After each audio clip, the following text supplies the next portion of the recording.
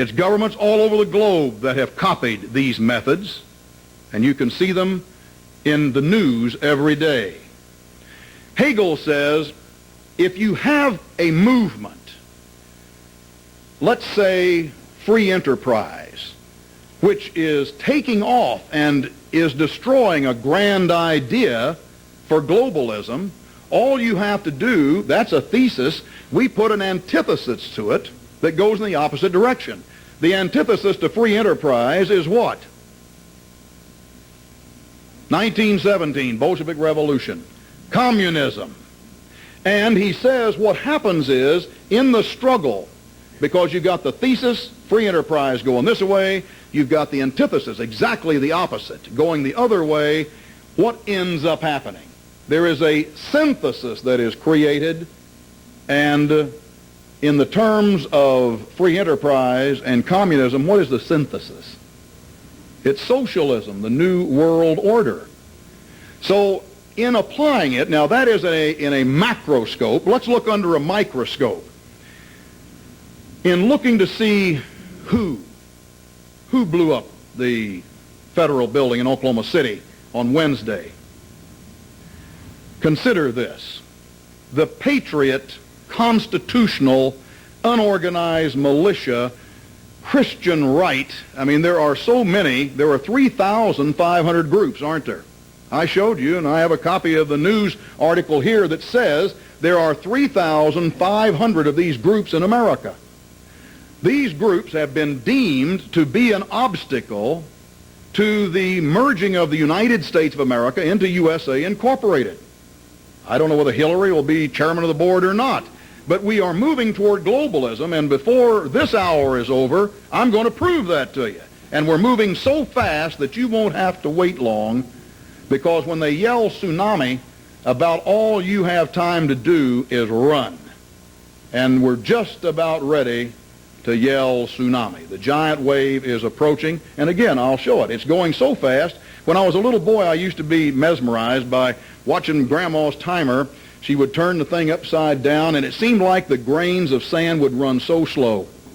And I'd sit there and watch it, and I think it was a 2-minute timer for eggs. Next thing you know, boy, when it got down to where there wasn't much left, it seemed like it really went fast.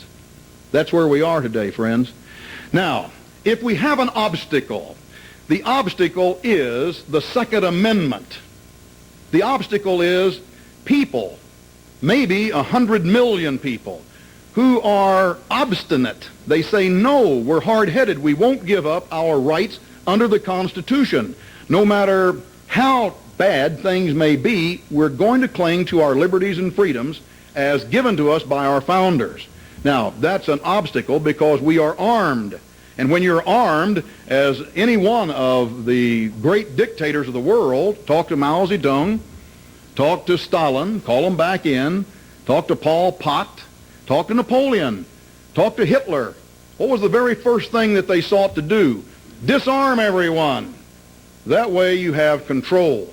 So as long as people are armed, as long as people are self-reliant, as long as people are organized together, then the metamorphosis of the United States of America into USA Inc. doesn't work. So what do we do about it? Well, we have seen attempts, have we not, to disarm the United States citizen. Haven't we seen that with the crime bills? Do you find it interesting? And I would ask the media to check on some of this. The crime bill as offered up to the United States was an English translation of the gun control bill. The Gun Control Act of America was an English translation of what the Schnickelgruber boy put out as he was forming Nazi Germany, almost to the word.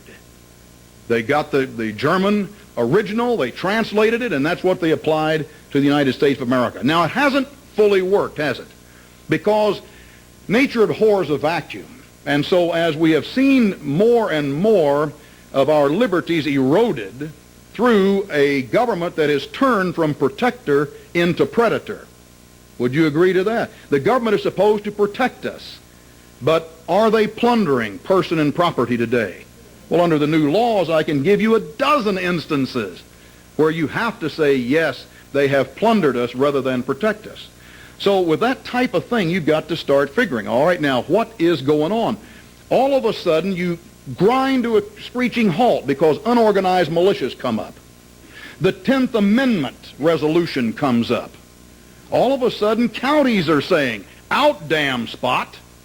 This is our land, and we're not going to have you regulating it. You don't own it by the Constitution. You don't own it legally. All of these things suddenly caused this slide, this tilt toward globalism to stop. They had hit a problem. Now, do you think, you've seen Mr. Major from New York. He says, well, let's just eliminate the Second Amendment. But do you think it's going to happen? It isn't going to happen. And so what do you do? If we're not going to eliminate the Second Amendment, and you look at the MOMs, the militia of Montana, the militia of Michigan, the militia of Texas, when you look at the militia of Florida and Idaho and Utah and Arizona, and now almost every state has an organized, unorganized militia, doesn't it? Almost every one of the 50 states, even Hawaii. So what are you going to do about it?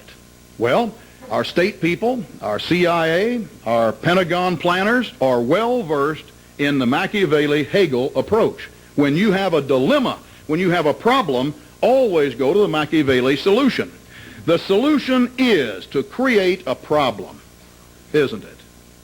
Now, this is not an overnight type thing. I have told you before when I've come through here. I've explained it on my radio program. I've written about it in my newsletter. There is a thing called Operation Cable Splice. Operation Cable Splice is designed to use agitator groups, to use media, and to use the government in order to prepare the nation, the people, to do what otherwise they wouldn't be willing to. And that is have a dissolution of any kind of organized, unorganized militia, or a freedom to keep and bear arms. Now, what is the evidence? The evidence, and I've seen it cited today in the CNN reports. You have the Poverty Law Center, for example, down in Birmingham, Alabama, writing about these groups, these militia. You have the Anti-Defamation League from New York City on United Nations Boulevard, writing a report to Janet Reno, all of them almost the same day, October of this last year, saying the same thing. The unorganized militias are armed and dangerous. We need to get rid of them. This is not good for America. You see the newspapers that hype up the very same stories. You see the television focusing. You saw Phil Donahue bring in members of the Michigan militia required to be in camouflage uniform. Don't show up unless you're in camouflage. That was what Phil Donahue absolutely required. So the media is trying to now tar and feather these patriot groups. The newspapers are tarring and feathering these patriot groups. And I've shown you these things before, but if you don't mind, I will show them to you one more time. The latest of these is called the Northwest Imperative, documenting a decade of hate. This is out of Seattle, Washington. It's about this thick. There are a few people that belong to this organization, but you see, Janet Reno will be able to add this huge document. Here is a contents of it. They treat me as if I were a state because they go through trying to tar and feather every militia that is of any significance in here. And they also take me on. And you know what they say? Bo Gritz ran for president in 1992, and there were some known people of the Ku Klux Klan who supported him. Jiminy, do you know that David Duke turned as a Republican, didn't he? What does that mean George Bush is, for gosh sakes?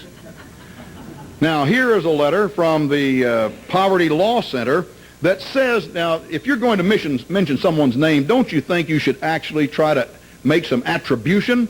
All it says here, it says they're talking about the militias, and then they say, and James Bo Gritz, a notorious anti-Semite, who has close association with David Duke. and white supremacist